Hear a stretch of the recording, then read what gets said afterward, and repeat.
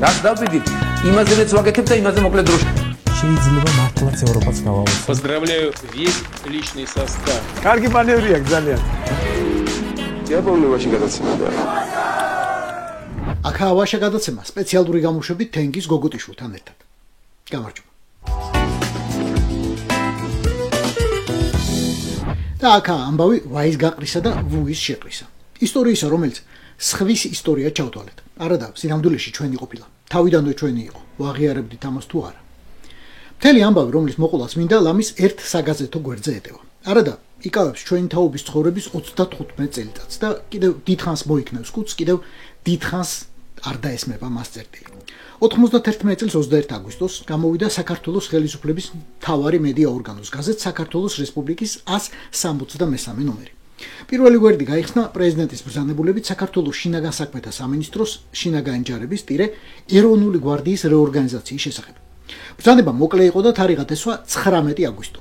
წესით გაზეთი ყოველდღე გამოდიოდა და ეს დოკუმენტი წინა ან იმის წინა დღეს უნდა გამოჩენილიყო, მაგრამ ტირაჟი 19-ში და 20-ში არ გამოვიდა, რატომ ახლა ძიებას აზრი არ აქვს. ზუსტად ამ დოკუმენტზე მოგახსენებთ. 6 მუხლიან ბრძანებულებაზე, რომელიც ქვეყნისთვის დეტონატორი აღმოჩნდა. გამოიწვია ამბები და მოვლენები, რომლებიც დღესაც ფეხქვეშ გვიფეთქებს ნიადაგს. საქართველოს შინაგან საქმეთა სამინისტროს შინაგან ჯარებს, ეროვნულ გვარდიას მიეცეს განსაკუთრებული დანიშნულების მილიციის ქვედანაყოფის სტატუსი. გაუქმდეს შინაგანი ჯარების ეროვნული გვარდიის სარდლის თანამდებობა. შემდეგ მოკლედ იყო მოყოლილი რა შევიდოდა ამ დანაყოფის ამოცანებში. პოლიციური ფუნქციები საბადრაგო სამსახურის ჩათვლით და ბოლო პუნქტი მიუთითებდა, რომ შინაგან ჯარს უნდა ჰქონოდა მხოლოდ შინაგან საქმეთა სამინისტროს სატაბელო იარაღი. ამ ამბავს კიდევ დავუბრუნდებით. ახლა კი ვნახოთ მასალა მის გვერდით. საქინფორმის კორესპონდენტი იტყობინება, რომ მოსკოვის ცენტრში დგანან ტანკები და ჯავშან ტრანსპორტიორები. მათ კი გარშემორტყმია მრავალი ჯარისკაცი და ომონელი. ოღონდ აქ 34 წლის შემდეგ ყველაზე საინტერესო რუბრიკის სახელწოდებაა საზღვარგარეთი. საქართველოს ოფიციოზი სამთავრობო ინფორმაციის წყარო 1991 წლის აგვისტოში მოსკოვს საზღვარგარეთად განიხილავდა და ფორმალურად აბსოლუტურად მართალი იყო. ოღონდ ხალხს, რომელიც ხელფას საბჭოთა რუბლებში იღებდა, საბჭოთა პასპორტები დადიოდა. არ ქონდა არც ერთი საელჩო, არ ყავდა არც ერთი ელჩი არსად. არავის მიერ იყო სრულად აღიარებული, არ ქონდა დამოუკიდებელი სპეცსამსახური, არც ერთ აეროპორტში არ დაფრინავდა არც ერთი საერთაშორისო საავიაციო რეისი. მიუნხენში, ჩიკაგოში ან მოგადიშუში დარეკვა თუ გინდოდა, მოსკოვის კავშირგაბმულობით უნდა გესარგებლა და 91 წლის ზაფხულში აუქმებდა ახლა საკუთარი არმიის პირველ ჩანასახს. ამ ხალხსა და ამ ქვეყანას უნდა დაეჯერებინა, რომ რუსეთი და მისი ოკუპანტი ბოლო 2 საუკუნის განმავლობაში უკვე სხვა ქვეყანაა. მას არ ეხება და შეუძლია მშვიდად ცხოვრება. მოსკოვს კი საქართველოში მომენტისთვის 10,000 სამხედრო ჰყავდა და 10,000 მენსაზღვრე, ვინც სრულად აკონტროლებდა საზღვარს თურქეთთან. ეკონომიკა, რომელიც 1991 წლისთვის არსებობდა ჩვენთან, ჯერ კიდევ საბჭოთა ეკონომიკის პატარა რგოლი იყო თავისი 10-ობით გარყმით, შემოტანილი ნედლეულითა და გასაღების ბაზრებით. საბჭოთა კავშირის დაშლას ექნებოდა უმძიმესი შიდა და საერთაშორისო შედეგები. ამ პირობებში არ დაგვრჩა არჩევანი გარდა გადამჭრელი ღონისძიებებისა, რომ შევაჩეროთ ქვეყნის მიახლოება კატასტროფასთან. ეს იყო ხალხი, ვინც 18 ივნის ღამით ქვეყანაზე პასუხისმგებლობა აიღო. ეს იყო ფორმალური მეთაური. ყველაზე მაღალი თანამდებობის პირი მათგან ხელების კანკელს რომ ვერაფერი მოუხერხა. საბჭოთა კავშირის ვიცე-პრეზიდენტი იანაევი, ვისი სახელიც ხალხმა მხოლოდ 9 წლით ადრე, აი ამ თანამდებობაზე წარდგენისა და ფორმალური არჩევის შემდეგ აიგო. სინამდვილეში კი ესეც და ყველა დანარჩენიც უკვე მერე ხელს კგბ-ს თავმჯდომარე კრიუჩკოვისა და თავდაცვის მინისტრ იაზოვისკენ იშვებდა. ამათ მოიფიქრეს ყველაფერი, ამათ წაგვაქეზეს და წამოგვაგესო. აი თავდაცვის მინისტრის მოადგილე ვარენიკოვი კი ყველაფრის თავკაცად პირდაპირ გორბაჩოვს ასახელებდა. გორბაჩოვს, რომელმაც ბოლოს უგანა. მე ყველაფერი გავიგე, როცა ვიღაცები უკვე დაბრუნდნენ გორბაჩოვის ფოროსის აგარაკიდან, საღამოს 9 ნახევარზე. გეკაჩეპეს მექანიზმზე არავის არ ქონდა ნაფიქრი. ასეთ რამეს როცა აცხადებ, მოსკოვში 200-300 კაცი მაინც ხომ უნდა დააპატიმრო. არავინ დაუპატიმრებიათ. ძალიან ბევრი უცნაურობაა. ამიხსენით, რატომ დააყენა კგბ-მ ჩემი საბჭოთა კავშირის ვიცე-პრეზიდენტის ტელეფონები მოსმენაზე 16 აგვისტოს, ელცინისა კი 19 აგვისტოს. ვინ ვის უწყობდა შეთქმულებას? თავიდანვე სათქმელია, რომ გეკაჩეპეს პირველივე დღიდან ძალიან ბევრს ეპარებოდა ეჭვი, რამდენად დამოუკიდებლად მოქმედებდა მაღალი რანგის შეთქმულთა ეს ჯგუფი. ბევრს ეგონა და გონია, რომ მათ უკან სინამდვილეში თვითონ გორბაჩოვი იდგა, რომელიც თითქოს შინაპატიმრობაში ყავდა შავი ზღვის აგარაკზე ამ ჯგუფს. მაგრამ ის რომ შეთქმულება ელცინის მოწყობილი ან წაქეზებული შეიძლებოდა ყოფილიყო, იანაევის გარდა ბევრს არ უთქვამს. თუმცა საბოლოო ჯამში თუ ვინმე მიხეირა, მართლა მხოლოდ ელცინი იყო. В ночь с 18 на 19 августа 1991 года 18-დან 19 აგვისტოს ღამეს ძალაუფლებას შემოაცილეს ქვეყნის კანონიერი პრეზიდენტი. ეს არის რეაქციული ანტიკონსტიტუციური გადატრიალება. ამიტომ ვაცხადებთ უკანონოდ ამ ეგრეთ წოდებულ კომიტეტს.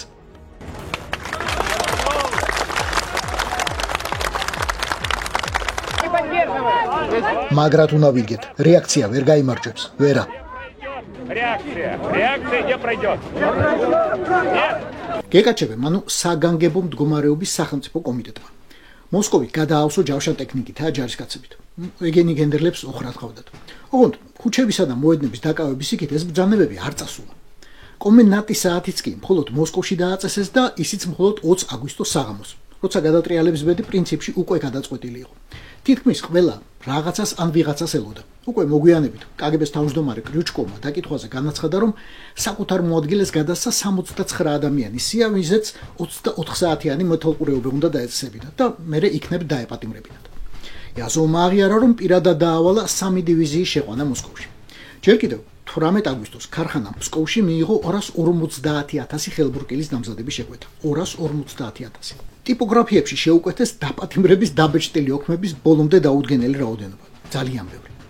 ამ დროს კი გამსახურდიას მიერ 2 დღის შემდეგ ელცინისთვის მიწერილი წერილის თანახმად მასთან ჩამოსული იყო საბჭოთა თავდაცვის მინისტრის მოადგილე, იაზოვის მოადგილე ჟურავლიოვი, რომელმაც ულტიმატუმები წაუყენა და რუსი სალდათები ჩააყენა აეროპორტსა და რკინიგზის სადგურებში. ასე გამოუქვეყნა ყოველ შემთხვევაში გაზეთ საქართველოს რესპუბლიკაში. ახლა პატარა გადახვევა. ასეთი გვარის მოადგილე გენერალ იაზოვს არ ყოლია. ყავდა მოადგილე შურალიოვი. ხანდახან რთული ამბები მარტივად აიხსნება და ახსნა ჩვენს პრეზიდენტის შეცდომა იმით, რომ მან წერილის ტექსტი ვიღაცას უკარნახა, იმან კი არასწორად ჩაიწერა. ან რომ ვერავინ ვერ მოასწრო იმ კაცის ვინაობის გადამოწმება, ვინც უეცრად პრეზიდენტის კაბინეტში აღმოჩნდა. ეს შურალიოვი 5 წლის წინ მანქანამ საკუთარ ეზოში გადაჭყლიდა. გვიან, თუმცა მაგრამ დაუბრუნდეთ 91 წელს, როცა შურალიოვი უზარმაზარ არმიას მეთაურობდა. გამსახურდიასთან მისი საუბრის სტენოგრამა არ არსებობს, ბუნებრივია. ერთადერთი რაც პირველი პრეზიდენტის წერილის გარდა შეხვედრას ობიექტურად მიუთითებს, სწორედ ის ბრძანებულებაა, რომელიც დასაწყისში ვნახეთ, შინაგანი ჯარის ეროვნული გვარდიის შესახებ. ამბის მოკლე შინაარსი ასეთია. მოსკოვში მოხდა გადატრიალება, დაბრუნდა საბჭოთა კავშირი და საქართველოს სხვა რესპუბლიკებთან ერთად სრულ მორჩილებას თხოვენ. პირველ რიგში საკუთარი არმიის გაუქმებას, რომელიც ჯერ კიდევ ჩანასახოვან მდგომარეობაშია და ოფიციალურად ისევ შინაგანი ჯარი ჰქვია. გამსახურდია ხელს აწერს დოკუმენტს, რომელიც გვარდიის იურიდიულ სტატუსზე მეტად მის ღირსებას აკნინებს. ეს ხდება საბაბი კიტოვანისთვის, რომ გვარდია შავნაბადას ბაზაზე წაიყვანოს და დაუმორჩილებლობა გამოაცხადოს. მას რამდენიმე დღეში უერთდება თენგის სიგვა, რომელიც პრემიერ-მინისტრობიდან თურმე ჯერ კიდევ 17 აგვისტოს გადამდგარა. თუ გადაუყენებიათ, მაგრამ ქვეყანამ ეს ისევ და ისევ გაზეთის აი ამ ნომრიდან შეიტყო. 19 აგვისტოს რუსული გაზეთის კომერსანტის კორესპონდენტი პრეზიდენტ გამსახურდიასთან ინტერვიუზე შედის. ოღონდ ეუბნება გაზეთ გუდოკიდან ვარო, რადგან გაზეთ კომერსანტს ადრინდელი პუბლიკაციების გამო საქართველოს ის ხელისუფლება მაინც და მაინც არ სწავლობდა. ტყუილით, მაგრამ ინტერვიუ შედგა. მოდი ჩავხედოთ იმ ტექსტს, რომელიც მეორე დღეს გამოქვეყნდა. რას მოიმოქმედებს ეროვნული გვარდია საკავშირო, ანუ რუსული ჯარის აქტიურობის შემთხვევაში? ჩვენ ახლა არ გვინდა კონფრონტაცია, არ გვინდა ეს ანარქიაში გადაიზარდოს. სტაბილიზაციას უნდა ვეცადოთ. ეროვნული გვარდია აღარ არსებობს. არსებობს მილიციის ქვედანაყოფები. შეიძლება თუ არა თქვენი სიტყვები გეკაჩეპესთან თანამშრომლობის მზადყოფნად შევაფასოთ. არა, ასე არ დაწეროთ. არ გვინდა გამწვევება. სცნობთ გეკაჩეპეს. ახლა განცხადებებს არ ვაკეთებ. ჯერ საერთოდ გაუგებარია რა ხდება. მეორე გაზეთი მოსკოვსკი ნოვოსტი წერს, რომ თბილისის ქუჩებიდან გაქრა გვარდიელების პატრული, რადგან წინა საღამოს გამსახურდია შეხვდა ამიერკავკასიის სამხედრო ოლქის სარდალს ვალერი პატრიკეევს. ეს ამბავი თავად გენერალმა დაადასტურა. ხალხმა სწორად მიიღო ზვიად გამსახურდიას გუშინდელი განცხადება. ეს დროული მემართვა იყო. ჩვენ მივედით საერთო აზრამდე და დავიწყეთ შეთანხმებული მოქმედება. ქართული მხარე შეგვირდა, რომ 24 აგვისტომდე შეასრულებს გეკაჩეპეს ყველა მოთხოვნას. დარწმუნებული ვარ, ყველაფერი შესრულდება. სარდალმა დაამატა, რომ საქართველოს შინაგან საქმეთა სამინისტროსთან ერთად უკვე დაიწყეს მუშაობა ცხინვალის რაიონში ბოევიკების განიარაღების გეგმაზე. სამწუხაროდ ოსურ მხარეს თანამშრომლობა არ სურს ჩვენთან. ეს დაამატა. ამრიგად ეს მხოლოდ ჩემი ვერსიაა, მაგრამ გონია, რომ ზუსტად ასე უნდა ყოფილიყო. თავდაცვის მინისტრის მოადგილე შურალიოვი მართლა ჩამოვიდა, რეალურად ჩამოვიდა მოსკოვიდან და გამსახურდიას მართლა შეხვდა ადგილობრივ სარდალთან ერთად. უბრალოდ ამის გასაჯაროებისგან მაშინ თავი შეიკავეს და ყველაფერი საკუთარ თავზე გენერალმა პატრიკეევმა დაიბრალა. რუსებს აქტიურობა მხოლოდ საქართველოში არ დაუწყიათ. 19 აგვისტოს დილით ლიეტუვის უზენაესი საბჭოს თავმჯდომარე ლანცბერგისმა რადიოთი მიმართა მსოფლიოს სასწრაფო დახმარების თხოვნით და განაცხადა, რომ მას დაუკავშირდა ბალტიისპირეთის სამხედრო ოლქის მთავარსარდალი ფიოდორ კუზმინი და წაუყენა მხარის დაცვის დეპარტამენტის განიარაღების ულტიმატუმი. ეს დეპარტამენტი ჩავთვალოთ ლიეტუველთა იმდროინდელი ეროვნული გვარდია იყო. მე რა თქმა უნდა უარი ვუთხარი, მაგრამ საფრთხე დიდიაო, ამბობდა მაშინ ლანძბერგის. საფრთხე ნამდვილად იყო და დიდი იყო, რა კი რუსმა სამხედროებმა იმ ღამესვე დაიკავეს ვილნიუსისა და ტალინის ტელეცენტრების შენობები. რუსულმა ომონმა უკვე 21 აგვისტოს რიგაში დაიკავა სახალხო ფრონტის შენობა. იქამდე 20-ში მედესანტეებმა ლატვიის მინისტრთა კაბინეტის შენობა დაიკავეს, განაიარაღეს დაცვა და აპატიმრეს პრემიერ-მინისტრ გოდმანისის თანაშემწე და სხვა პირები. ეს ხალხი ორი ჟავშან ტრანსპორტიორით გაურკვეველ მიმართულებით წაიყვანეს, თუმცა მეორე დღეს გოდმანისთან მისული რუსი გენერალი დუდკინი ამტკიცებდა წარმოდგენა არ აქვს, ეგვინქნა არაფერ შუაში არ ვართო. ლუსკოვის ეგრეთ წოდებულ ცენტრალურ ტელევიზიაში გედების თვას ატრიალებდნენ, რაც საბჭოთა კავშირში დიდი უბედურების ნიშანი იყო ყოველთვის.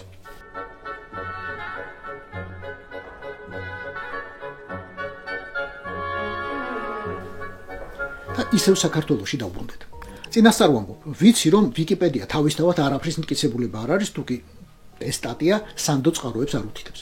მაგრამ შეიძლება მაშინ მარტივად იპოვნოთ რუკა, ვინ დაუჭირა მხარი გეკაჭეპეს და ვინ არა. ხო და აი ამ რუკაზე საქართველოს მხარდამჭერთა სიაშია. რატომ?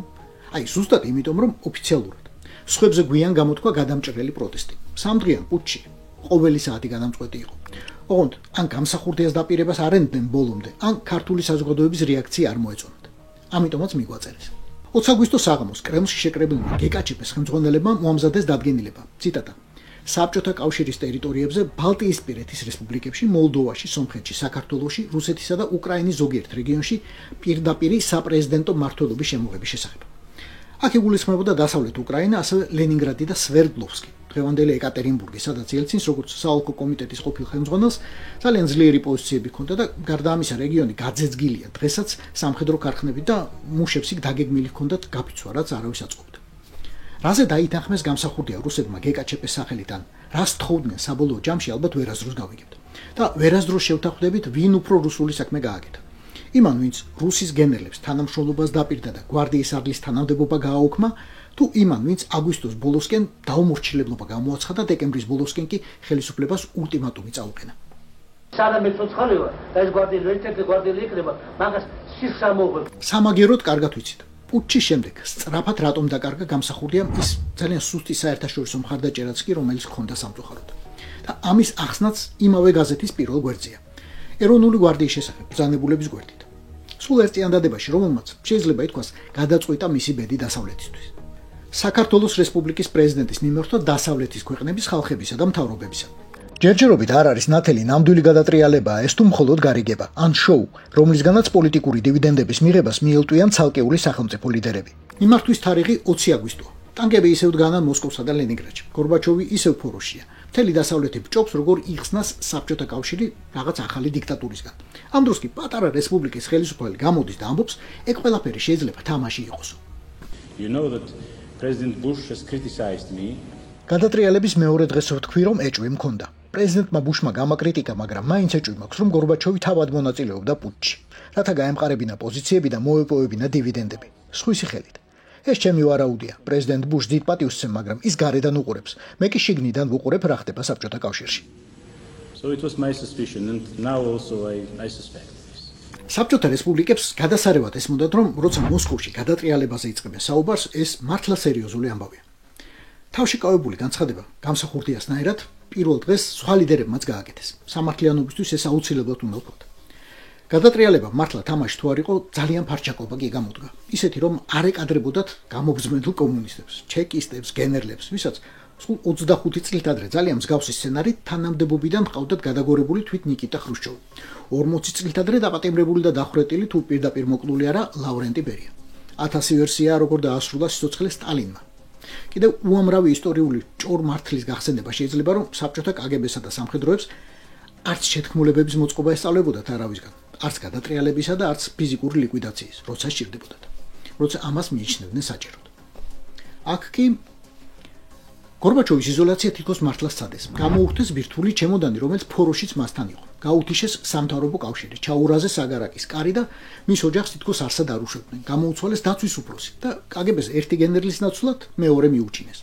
თუმცა ეს კაცი პუტჩის შემდეგ ერთ უცნაურ ამბავს იხსენებდა, აი ძალიან უცნაურს. სუსტად რა ამბავს იხსენებდა კგბ-ს გენერალი, რა როლი ჰქონდა ღვინო ქინძმარაულს საბჭოთა სახელმწიფო გადატრიალებაში და რა ეჭვებს ამყარებს ეს ისტორია. ამაზე ჩვენს შემდეგ ეპიზოდში. ეს არის ვაშა გადაცემა თენგიზ გოგოტიშვილთან. გვიყურეთ, გამოგვიწერეთ, მოგვიწონეთ. ჩვენი გამოშვებები ყველგან, ყველა პლატფორმაზე, YouTube-ზე, Facebook-ში, TikTok-სა და Instagram-ზე. რაც დავიდით, იმაზეც ვაგეთებ და იმაზე მოკლედ დროშა. შეიძლება მართლაც ევროპაც გავავოცო. Поздравляю весь личный состав. კარგი მანევრია ძალიან. დიაბოლური ვაში გადაცემა და